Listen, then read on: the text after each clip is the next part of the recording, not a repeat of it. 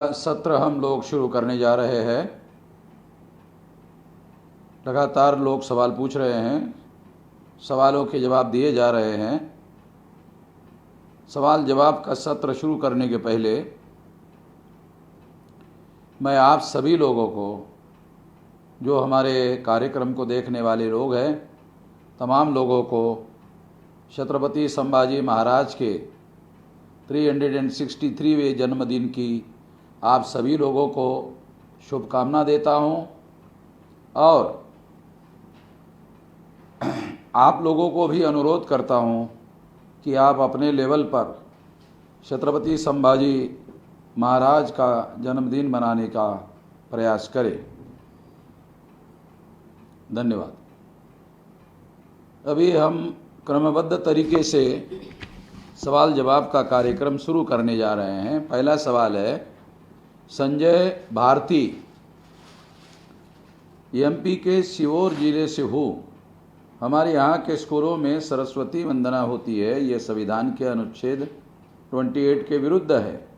इसे कैसे रोका जा सकता है? जब आप खुद कह रहे हैं कि ये संविधान के अनुच्छेद 28 के विरुद्ध है, तो आप जिस स्कूल में ऐसा हो रहा है उसको लिखित निवेदन दीजिए कि ये संविधान के आर्टिकल 28 के विरुद्ध है। यदि आपने ऐसा बंद नहीं किया और ज़बरदस्ती थोपने की कोशिश की तो आपके खिलाफ हम लोग हाई कोर्ट, सुप्रीम कोर्ट में जाएंगे। ऐसा उनको लिख कर दीजिए।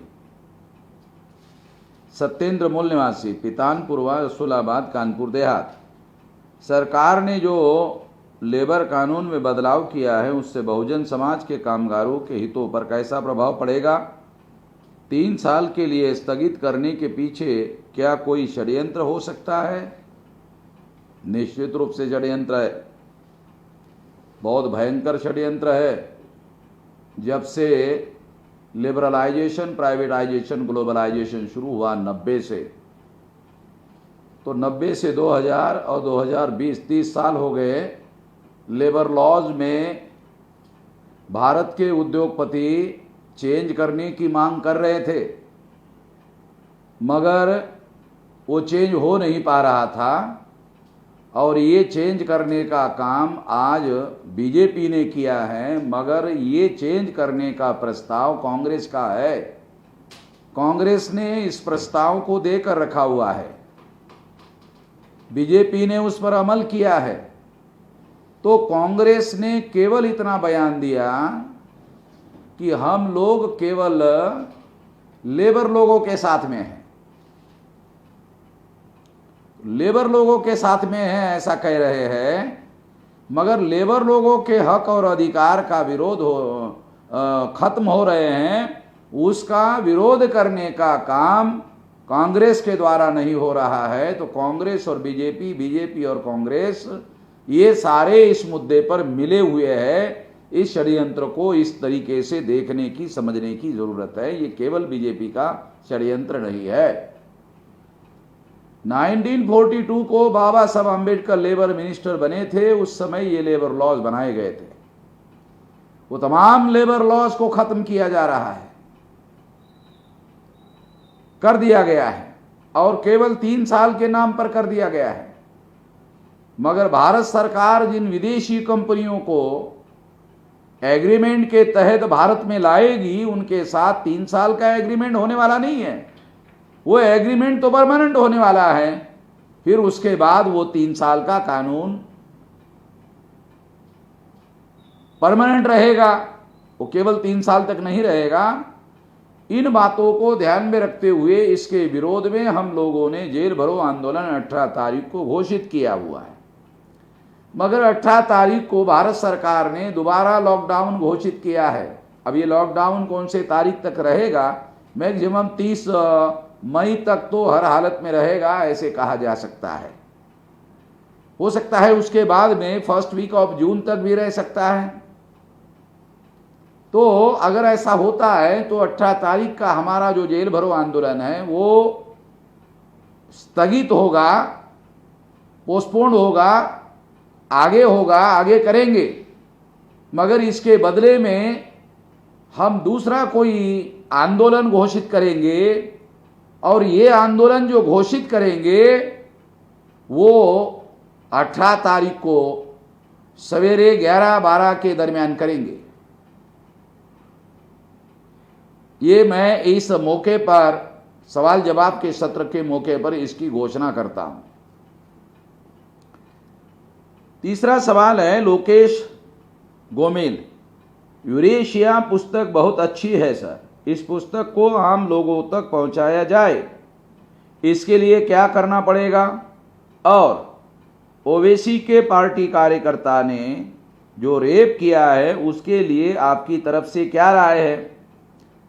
2 सवाल आपने पूछे हैं लोकेश जी कि यूरेशिया जो पुस्तक लिखी गई है उसमें ये पूरे डॉक्यूमेंट्री एविडेंस के आधार पर, डीएनए के आधार पर और 117 दुनिया के विद्वानों के साइंटिस्ट के आधार पर ये सिद्ध किया है कि ब्राह्मण विदेशी है, यूरेशियन है, भारतीय नहीं है। जैसे अंग्रेज विदेशी थे उसी तरह से ब्राह्मण भी विदेशी है, बल्कि अंग्रेजों से ज्यादा खतरनाक विदेशी है।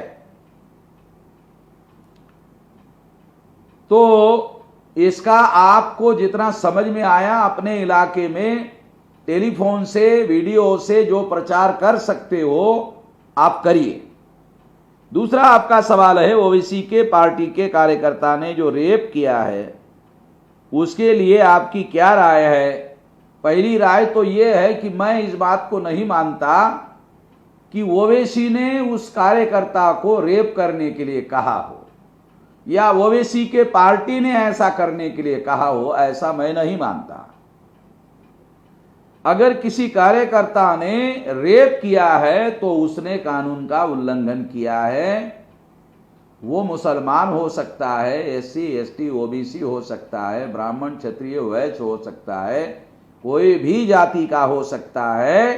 कानून के अनुसार उसके साथ व्यवहार किया जाना चाहिए, उसको पकड़ना चाहिए और कोर्ट ऑफ लॉ में उस पर केस दायर किया जाना चाहिए, केस लड़ाया जाना चाहिए और हर संभव उसके ऊपर केस चलाकर जेल में भेजने की पूरी व्यवस्था करनी चाहिए। क्रिस्टीना वेफॉन, why you don't talk about biometric data in your Aadhaar card? Is it not a bad for our safety? निश्चित रूप से ये तमाम भारतीय लोगों के सेफ्टी के लिए, सुरक्षा के लिए खतरा है। इस पर हमने सारे देश भर में संगठन के द्वारा अभियान चलाया था, वामसेप के द्वारा। हम इसके विरोध में हैं और ये जो बायोमेट्रिक डाटा है इसके हम शुरू से विरोध में हैं, अभी भी विरोध में हैं, आगे भी विरोध में रहेंगे और इसको आने वाले समय में जो देशव्यापी आंदोलन होगा उस आंदोलन में भी इस मुद्दे को शामिल करेंगे। मेवालाल, सर वामसेप में जय भीम का नारा बोला जाता है कि नहीं? मैंने सिर्फ जय मूल्यवासी सुनता हूं। मेवालाल जी, जय भीम ये एक अभिवादन है। बाबा साहब आम्बेडकर को मानने वाले जो लोग हैं वो आपस में जब मिलते हैं तो मिलने के दौरान अभिवादन में जय भीम कहते हैं। पहले वो राम राम करते थे, अभी वो जय भीम करते हैं, अच्छी बात है। मगर जो बाबा साहब आम्बेडकर को मानते नहीं हैं, ऐसे बहुत सारे एससी, एसटी, ओबीसी के लोग हैं, उन लोगों को ध्यान में रखते हुए हमने एक स्लोगन दिया है।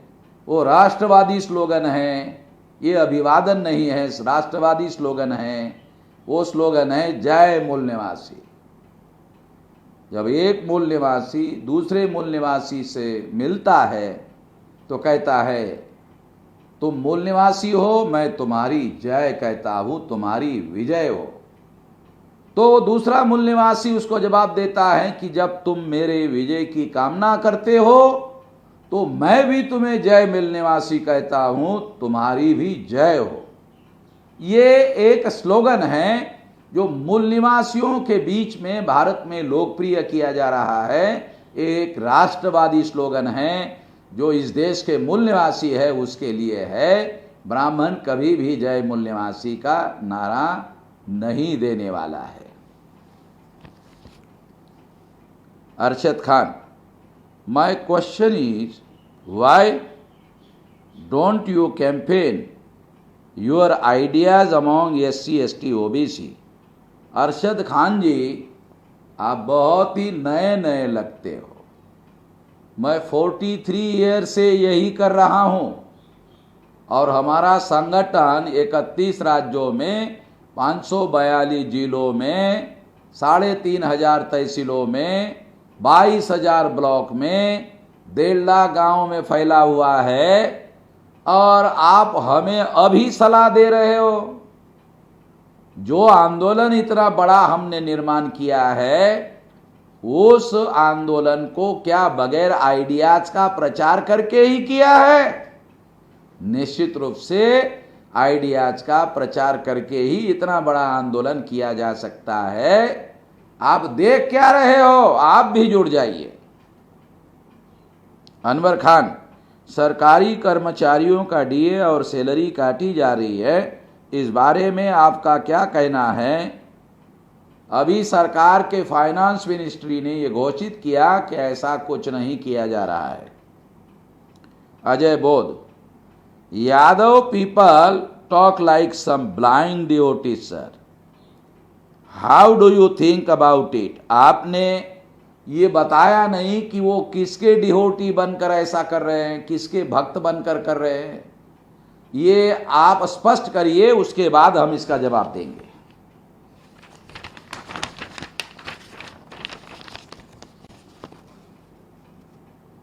मंतू पटेल, बिहार जिला पूर्वी चंपारण से हूँ। मेरा प्रश्न है, अखिल भारतीय विद्यार्थी परिषद ये संगठन किसने बनाया और क्या ये RSS वालों से मिला हुआ है?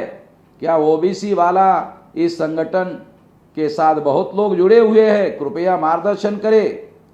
अखिल भारतीय विद्यार्थी परिषद ये RSS का विद्यार्थियों का संगठन है। ये ब्राह्मणों ने जो मूल निवासी SC ST OBC है उनको भारत में गुलाम बनाने रखने के लिए ये संगठन बनाया हुआ है। अगर बैकवर्ड के लोग इसके साथ जुड़ रहे हैं तो ये बैकवर्ड का सत्यानाश होने का मामला है। तो इसके बारे में आप सतर्क हो जाइए और OBC के स्टूडेंट को जगाने का काम करिए। डॉक्टर जाकिर शेख, सर जो लोग बिना एग्जाम दिए अधिकारी हो रहे हैं, इससे बहुजन नौकरी से वंचित होंगे। आपकी क्या राय? निश्चित रूप से वंचित होंगे, हम इसके विरोध में हैं। मनीष चासिया, आपके माध्यम से थोड़ा ये सब्जेक्ट पर भी ध्यान दे, मुद्दा उठावे, विचार करें। जय संविधान। आपसे रिक्वेस्ट है कि इतने बड़े लोगों का कर्जा माफ हो रहा है तो जो सिविल डिफॉल्टर है उसका भी कर्जा माफ होना चाहिए। इससे जो हमारे समाज के मध्यम लोग गलती सुधार के नया स्टार्टअप लोन है वो ले सके। जो आपकी कड़ी मेहनत और विश्वगुरु बनने की सोच से दिया जा रहा है, मेक इन इंडिया, उसका लाभ ले सके। ब्याजखोरी खत्म हो, SC ST OBC ओपन सभी कैटेगरी को इसका लाभ मिलना चाहिए।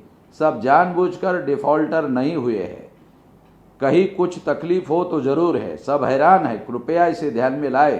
राजा वो होता है जो देश की सब जनता का सोचे, उनका गलती सुधारने की कोशिश करे। सिविल रिपोर्ट के नाम पे भी बहुत बड़ा कारोबार चलता है। आपसे निवेदन है इस पर ध्यान दें। एक तो आप जो डिफॉल्टर बैंक से 68,000 करोड़ रुपया का आप विरोध कर रहे हैं तो हम आपकी भावना सहमत है। हम ये मुद्दा आंदोलन में भी डाल रहे हैं। दूसरा, स्टार्टअप करने के लिए लोगों को जो लोन मिलना चाहिए, हम उस भावना से भी समर्थन में है।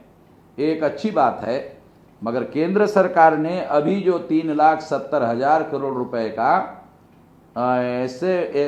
SEME के लिए लोन घोषित किया है, वो केवल बैंकों को दिया हुआ डायरेक्शन है। सरकार ने उसमें एक नया पैसा इन्वेस्ट नहीं किया है।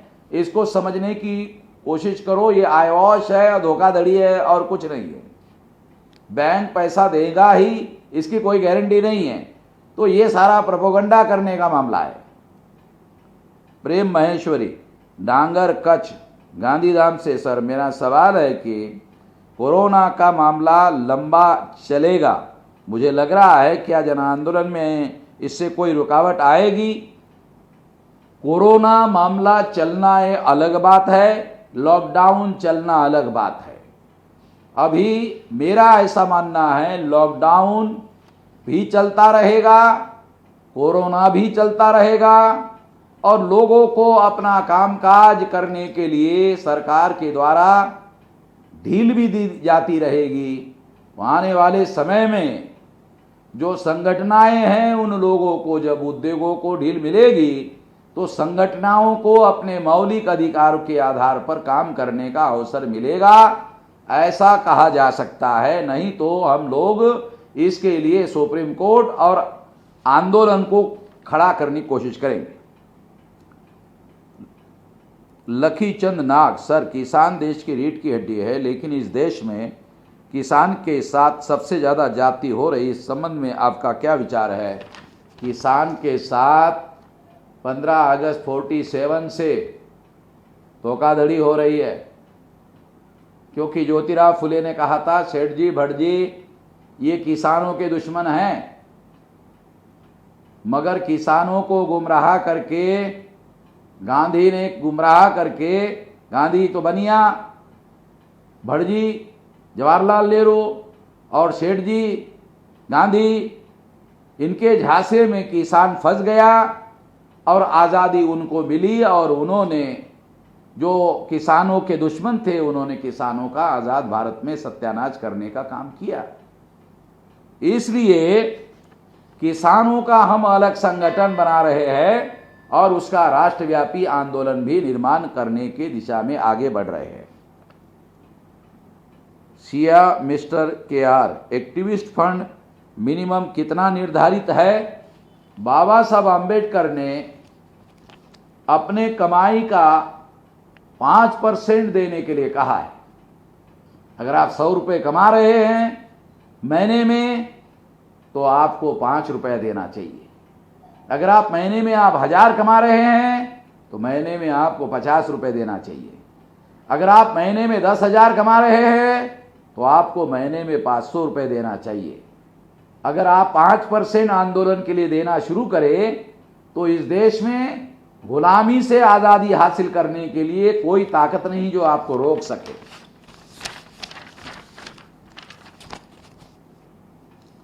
किशन पाल सिंह, क्या भारत के मंत्रियों को संवैधानिक पद पर बैठकर पब्लिकली वेद शास्त्रों की बात करने की संवैधानिक इजाजत है? किसी भी मंत्री को जिसने संविधान की शपथ ली किसी एक धर्म विशेष को प्रोपोगेट करने का, पब्लिसिटी करने का या प्रचार करने का अधिकार नहीं है। अगर ऐसा कोई सबूत आपके पास में है तो इसके विरोध में कोर्ट में जाया जा सकता है। चंद्रशेखर दास, बहुजन क्रांति मोर्चा पटना बिहार, बीजेपी सरकार ने कोरोना के खेल में 4 ब्राह्मणों को बिना IAS परीक्षा केंद्र में सचिव पद पर नियुक्त कर दिया है। क्या ये संवैधानिक व्यवस्था के तहत किया गया है? हम नहीं मानते ये संवैधानिक पद है, मगर ये बहुमत के आधार पर किया जा रहा है और ये मूल निवासी लोगों के विरोध में है। इस बात को हम आने वाले समय में आंदोलन में मुद्दा बनाएंगे। निर्था नायक, सर मैं state Odisha district Nuapada block Sinapali Khariar, मेरा सवाल ये है सर आपके स्पीच यूट्यूब पर अवेलेबल है, क्या आपके स्पीच बड़े पर्दे पर हर गांव में दिखा सकते हैं हमारे समाज की जागृति के लिए? स्थानिक बाम से भारत मुक्ति मोर्चा के कार्यकर्ताओं के साथ मिलजुल कर आप ऐसा कर सकते हैं। रमेश बोरवा, भारत में यदि किसी न्यायाधीश के संबंध में भ्रष्टाचार या भेदभाव की शिकायत करते हैं तो शिकायतकर्ता को कार्रवाई अथवा जांच की कोई जानकारी नहीं दी जाती। भारत में ऐसा कोई नियम या संस्था नहीं है जो न्यायाधीशों के भ्रष्टाचार पर कार्रवाई कर सके। यदि है तो कृपया विस्तार से इसकी जानकारी दे। संविधान निर्माता बाबा साहब आम्बेडकर ने संसद को न्यायाधीशों के भ्रष्टाचार की इंक्वायरी करने का अधिकार दिया है। एडवोकेट BM सिंह, जिला अध्यक्ष IALA जिला मेरठ उत्तर प्रदेश, सर जी, मेरा सवाल यह है कि ब्राह्मणों ने किस सन में हिंदू धर्म का प्रोपेगेंडा चलाकर ओबीसी को मूर्ख बनाने का कार्य शुरू किया? कृपया आप मार्गदर्शन करिए। जब 1922 को ब्राह्मणों ने महाराष्ट्र के नासिक में बैठकर, गोदावरी नदी के किनारे में बैठकर हिंदू महासभा नाम का संगठन बनाया, तब से उन लोगों ने ओबीसी को मूर्ख बनाने का कार्यक्रम शुरू किया। मगर ये सबसे बड़े पैमाने पर जब मंडल कमीशन आया और राम जन्मभूमि बाबरी मस्जिद का मामला शुरू किया, तब से सबसे ज्यादा बड़े पैमाने पर ओबीसी को गधा बनाने का कार्यक्रम किया। इसको समझने की जरूरत है। हितेश सोया गुजरात से, सर आर्य ब्राह्मण की बजाय माम सिर्फ यूरेशियन शब्द उपयोग करते हैं, तो आर्य और यूरेशियन में भिन्नता अंतर क्या है? जिन ब्राह्मणों को पहले आर्य कहा जाता था उसका कोई डॉक्यूमेंट्री या वैज्ञानिक सबूत नहीं था। अब डीएनए के आधार पर यह सिद्ध हो गया कि जिन ब्राह्मणों को आर्य कहा जाता था वो आर्य नहीं थे, डीएनए के अनुसार वो यूरेशियन थे। इसलिए अब भविष्य में ब्राह्मणों को आर्य कहना गलत है, उनको यूरेशियन कहा जाना चाहिए। जैसे अंग्रेज इंग्लैंड से भारत में आए थे, वैसे ही यूरेशिया से ब्राह्मण भारत में आए हैं। और इन ब्राह्मणों को जो भारत में आए हैं, डीएनए के अनुसार ये सिद्ध किया गया है कि ये यूरेशिया से भारत में आए हुए विदेशी लोग हैं और अंग्रेजों से ज्यादा खतरनाक लोग हैं। सर, हमें फील्ड में एक सवाल आता है कि हम लोग ब्राह्मणों का विरोध करते हैं, पर बाबा साहब ने तो ब्राह्मणी से शादी की थी, तो ये बात कंट्रोवर्शियल नहीं है।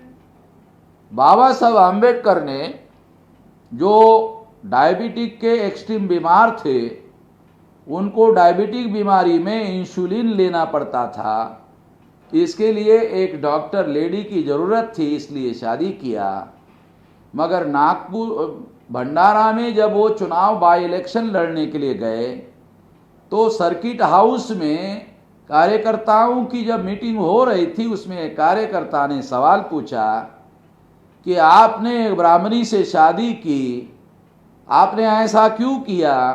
तो बाबा साहब आम्बेडकर ने उसको जवाब दिया कि मेरी ये समस्या थी, इस वजह से मैंने ये शादी की, मगर इसका अनुकरण समाज के लोगों को करना चाहिए, ऐसा मैं नहीं कह रहा हूं। मैं आप लोगों को आदेश देता हूं कि आप लोग इस बात का प्रचार करें कि इस बात का समाज मेरा अनुकरण ना करे। यह बात उस कार्यकर्ता ने, जब वो बुजुर्ग हो गया था, तो नागपुर के रिजर्व बैंक चौराहे पे बाबा साहब आम्बेडकर का पुतला है, वहां वो जन्मदिन के मौके पर आया था और कई लोग उसकी बात सुनने के लिए ग्रुप में खड़े थे, झुंड में खड़े थे। इतने में हमारा एक पुराना कार्यकर्ता था धर्मेश गजबीये, वो वहां गया और वो भी अंदर क्या चल रहा है देखने लगा, तो वो ये बात कह रहा था। तो धर्मेश गजबीये ने आकर मुझे बताया कि ऐसा ऐसा वो आदमी बोल रहा था। तो इसका मतलब ये है कि बाबा साहब आम्बेडकर ने अपनी डायबिटिक सिचुएशन को ध्यान में रखते हुए ये शादी की थी और ये भी हिदायत दी थी समाज को कि इसका अनुसरण करने की जरूरत नहीं है। ये बहुत महत्वपूर्ण बात है और मैं सबूतों के साथ ये बात कह रहा हूं। नीरज पाल, रियल वॉइस रेडियो जो है अभी बंद हो गया है, क्या वह चलता नहीं है? अभी कुछ समय के लिए इसे टेम्पररी बंद रखा हुआ है, कुछ दिन के बाद इसे शुरू किया जा सकता है। रमेश मेमरोड उल्लासनगर से, क्या ब्राह्मणों के विरोध में सशस्त्र क्रांति करने की नौबत आ सकती है क्या? अगर हाँ, तो वो कौन सी परिस्थिति हो सकती है? हमने कुछ दिन पहले काशीराम जी का स्पीच सुना और उस स्पीच में उन्होंने कहा कि हमें पूरी ताकत वोट के द्वारा भारत में परिवर्तन लाने पर कोशिश करनी चाहिए, मगर इस भ्रम में नहीं रहना चाहिए कि केवल मात्र वोट के आधार पर ही परिवर्तन आएगा। हमें इसके साथ साथ हथियार को भी साथ में लेने की तैयारी करके रखनी चाहिए।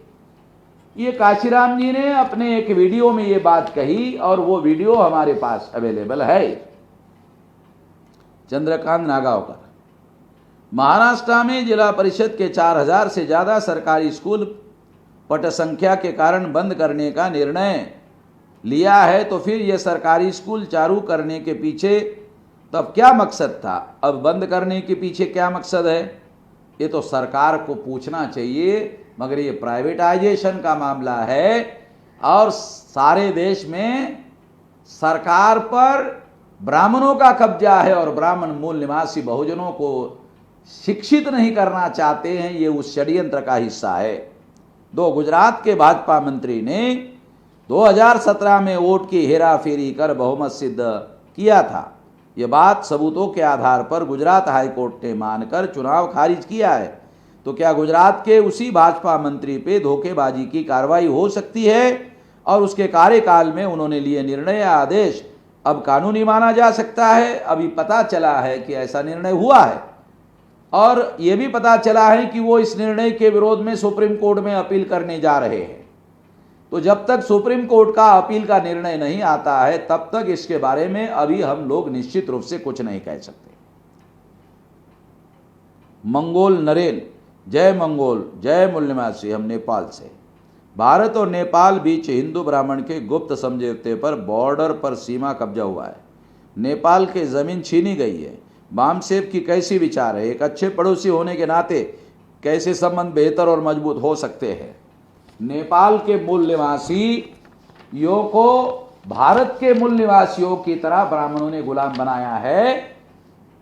हम लोग ब्राह्मणों के गुलामी से आजादी का आंदोलन चला रहे हैं। जब हम ब्राह्मणों के गुलामी से आजाद हो जाएंगे तो नेपाल के लोगों को ब्राह्मणों के गुलामी से आजादी हासिल करने में बिल्कुल भी ज्यादा समय नहीं लगेगा। हम हर संभव नेपाल के मूल निवासियों को ब्राह्मणों के गुलामी से आजादी हासिल करने में मदद करेंगे। धर्मेंद्र दिनकर। मैं स्टाइलिंग एग्रो इंडस्ट्रियल मालपुरा में कार्यरत हूँ। मुझे नौकरी से निकाल दिया गया है। कृपया मार्गदर्शन करें, मैं क्या करूँ? आपका सारा डिटेल निकालने का आदेश डिटेल हमारे पास भेजिए सचिवालय में। कानूनी क्या कार्रवाई कर सकते करेंगे। Advocate Anthony Rawal. विदेशी ब्राह्मण मनु द्वारा लिखित मनुस्मृति की किताबें कृपा करके उपलब्ध करावे, क्योंकि ब्राह्मणों द्वारा लिखित आधुनिक मनुस्मृति में ब्राह्मणों ने काफ़ी बदलाव किए हैं। मैं ऑनलाइन मनुस्मृति मंगवाया है, उसमें सब कुछ एडिट है सर। हमारे पास 200 साल पुरानी ब्राह्मणों की ओरिजिनल मनुस्मृति है जिसको बाबा साहब अम्बेडकर रेफर करते थे। वो कॉपी हमने ऑस्ट्रेलिया से लाई हुई है, उसमें सारे सबूत है। वो कॉपी आपको कैसे दी जा सकती है उसके बारे में सचिवालय को लिखकर भेजिए। पवन घरडे। मानव अधिकार का हनन हो रहा है तो क्या मोदी और बीजेपी सरकार पे मुकदमा दर्ज कर सकते हैं? निश्चित रूप से कर सकते हैं, सबूतों के आधार पर। पुष्पेंद्र भोगिनीपुर। भारतीय विद्यार्थी मोर्चा, जिला यूनिट कानपुर देहात। जब विश्व के किसी भी देश में ईवीएम से चुनाव नहीं होता है तो फिर भारत में जबरन क्यों थोपी जा रही है? ऐसा क्या कारण है? ईवीएम भारत में बैन नहीं हो पा रही है। 3%, 3.5% ब्राह्मण हैं। ईमानदारी से चुनाव हो तो ब्राह्मणों का साम्राज्य खत्म हो सकता है। इस बात को ध्यान में रखते हुए उन्होंने ईवीएम भारत में लाया हुआ है।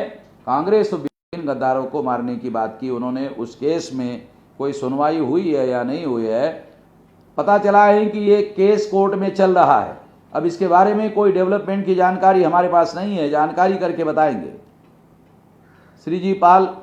श्रीजी सर, मेरा सवाल है कि जो SC ST OBC के ऊपर जो जुल्म हो रहा है उसका केस पुलिस थाना में दर्ज नहीं हो पा रहा है, इसका क्या हल है? हमारे पास लिखकर भेजिए। पुलिस वाला कैसे FIR नहीं नोंद करता है देखते हैं, और अगर नोंद नहीं किया उसी के ऊपर FIR कर देते हैं। रूपाली सोमकोर नागपुर से। सर, नागपुर रेलवे स्टेशन पे 250 सफाई कर्मचारी जो को बिना कुछ बताए अचानक नौकरी से निकाल दिया गया, यह मानवीय सरकारी नीति है। इसलिए हम क्या कर सकते हैं, पूरा डॉक्यूमेंट्री एविडेंस से लिख कर भेजिए, कानूनी कार्रवाई करेंगे। तुषार सरवदे, क्या आने वाले समय में महाराष्ट्र की अम्बेडकरवादी वोट बैंक है, शरद पवार के पास आकर्षित होने के लिए शरद पवार प्रयास कर सकते हैं? अगर वो वोट बैंक शरद पवार के पास जाता है तो क्या एनसीपी और कांग्रेस को अम्बेडकरवादी लोगों के वोट का फायदा होगा? अगर होता है तो बामसेफ इसे किस प्रकार से देखते हैं? इसमें 2-3 बातें हैं। हर राजनीतिक दल को, किसी भी वर्ग को, किसी भी समूह को अपने तरफ आकर्षित करने का संवैधानिक अधिकार है। और जो अम्बेडकरवादी लोग हैं वो लोग भी अपने लोगों को साथ में लेकर और दूसरे लोगों को साथ में लेकर अपनी पार्टी भी बड़े पैमाने पर चलाने का अधिकार है। आने वाले समय में निश्चित रूप से जो अम्बेडकरवादी लोग हैं, फुले शाह अम्बेडकर की विचारधारा को लेकर आगे चलने वाले लोग हैं, उनके लिए बहुत बड़ा भविष्य है, ऐसा मैं निश्चित मानता। लगभग सारे सवालों के जवाब दिए जा चुके हैं। आप लोगों ने ध्यानपूर्वक सवालों के जवाब सुने होंगे, इसके लिए आप सभी का धन्यवाद करते हुए अपनी बात यहीं पर समाप्त करता हूँ।